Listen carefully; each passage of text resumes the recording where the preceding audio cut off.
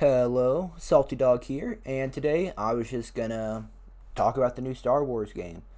The new Star Wars game titled Star Wars Squadrons seems really exciting and unique considering how the last dogfighting game set in the Star Wars universe came out, yeah, all the way back in 2002. It was the second Star Wars Jedi Fighter game. It's on Game Pass. It's alright.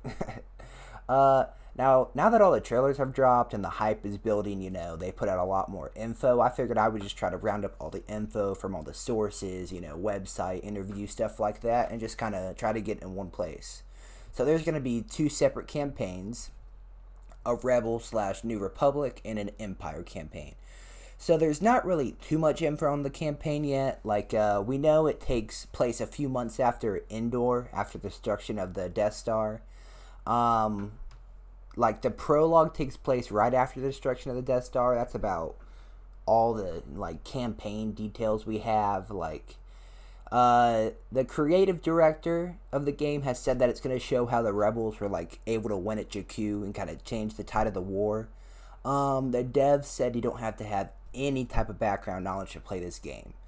They said you don't even have to watch the movies. But of course, they recommend it. They said they took a lot of inspiration from Rogue One. They said they really liked the piloting and combat. So they said watching that kind of helped ground it.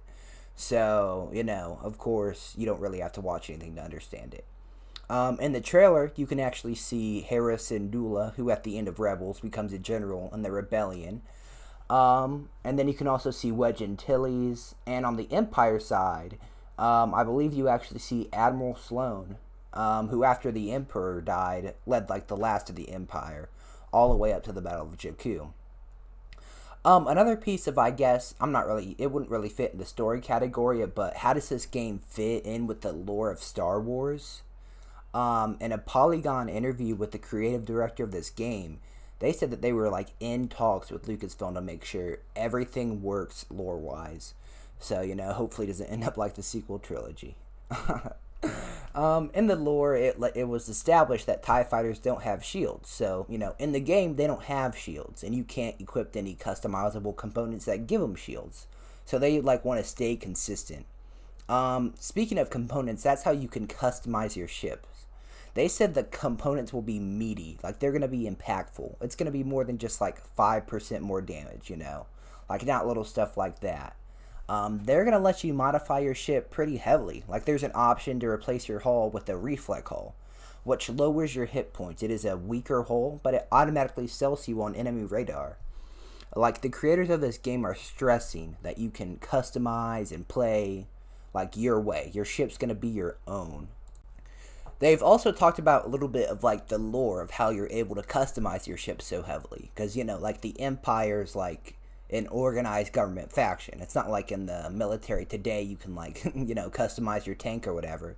So they've kind of said that the reason that that's allowed now is because after the destruction of the second Death Star, it's kind of hey, maybe the Empire's not going to win this fight, maybe the rebels can win. So they're kind of loosening restrictions, they're letting pilots get any advantage they can.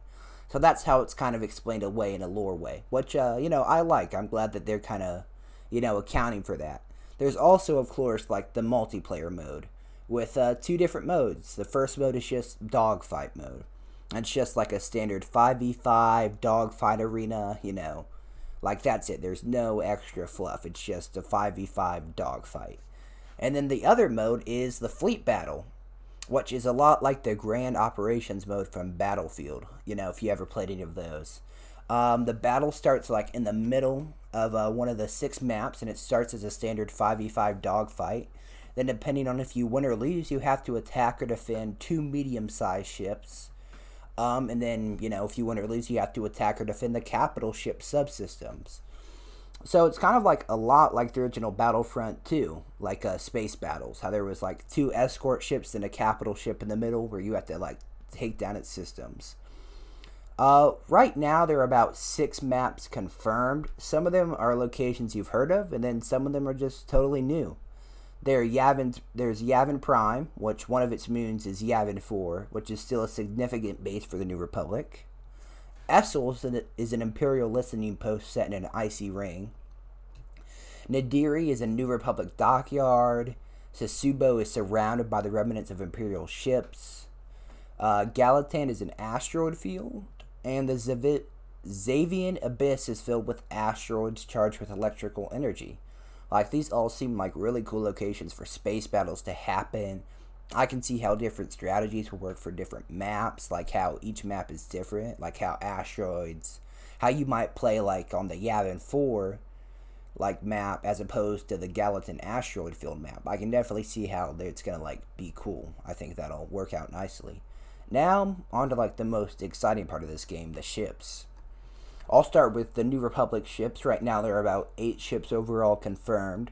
There's the iconic X-Wing, which is the most versatile craft. It has a good balance of firepower, durability, and maneuverability. It's suited for rookies and veterans alike. There's also the Y-Wing Bomber. You know, it's a slow ship, but it makes up for it with high firepower and stamina. It's the perfect ship for taking out capital ships. You know, it can make a dent with them. It's going to be able to blast apart their shields a lot better than, you know, an X-Wing or an A-Wing is. The A-Wing, speaking of which, is the fastest ship in the New Republic arsenal. It's the best weapon for taking down and clearing enemy starfighters. But, you know, it's really not going to make a dent against the bigger ships. The last ship on the Republic side is the U-Wing, which, you know, you can see in Rogue One. It's a support craft, which can take a lot of damage. It can repair other ships. It can disrupt enemy systems. It's the support ship, basically. Now, on to Imperial crafts. The X-Wing is faster and more agile than its Rebel counterpart, the X-Wing.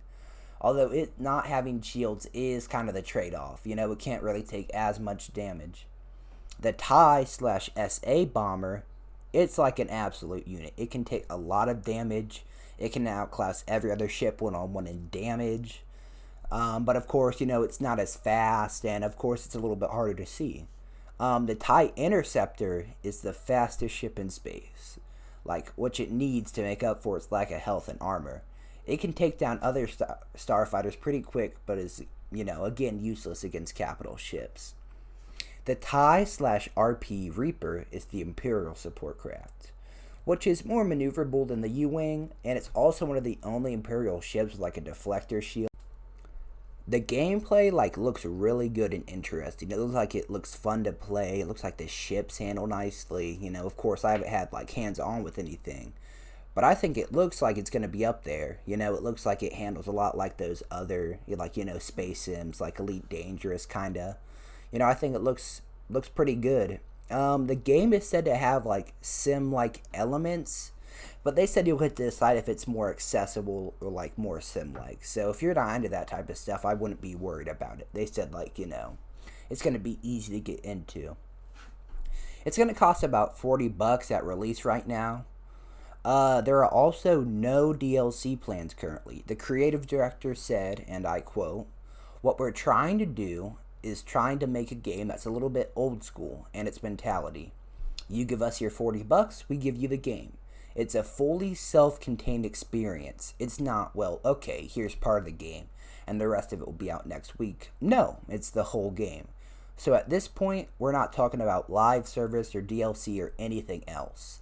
Not saying it's impossible, but that's not really what we're going for." That's like fantastic. I wish that more games, more EA games especially, had that kind of mentality where you give them your money and they give you the game. There's no live service or DLC or anything like that. Another interesting thing about this game is that it's going to be VR. The entire game is single player, both campaigns, multiplayer. The entire game will be available in VR, which, I mean, like, that just makes sense. Like a VR game that's just set in a cockpit, I think that'll be a lot of fun and a great way to play. They said they really liked how Star Wars Battlefront 1 had that one VR mission. They said they were really inspired by that. So, I mean, if it's as fun as that one, I imagine it'll be good in VR. That's about all the available info I have on the game, just based on everything I've found, everything I've read. So, I mean, it looks like it's going to be a really good game. I'm pretty hyped about it. I guess now I'm going to talk more about the channel. You know, so feel free to click off. I'm sure most of you have already. So I mean, yeah, I've been gone for a little bit. I haven't made too many vids. That's mostly just because I sold my computer and then I put together the new one with the help of a friend. So I couldn't really record anything or do anything. But I'm back. I'm gonna be trying to bake out some more vids. Just try to get this thing started. So if you like this video, you want to see more videos like this, maybe you thought the video was shit, just leave a comment. Tell me, are you hyped for this game? Are you excited? That's really all I have. So this is just Salty Dog signing off.